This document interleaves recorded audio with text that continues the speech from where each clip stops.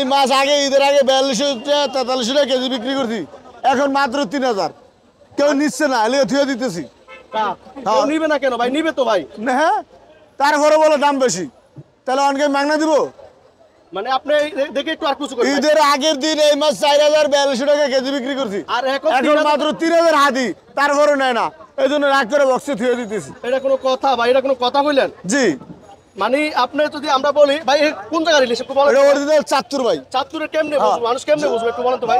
কেমনে বুঝবো কি, এই যে চাঁদপুরের মাছ মাথা ছোট, গার মোটা, মাছ সেপটা। ভাই ইলিশ এর মধ্যে ডিম আসেনি ভাই? সামান্য একটু আছে, বড় ডিম না।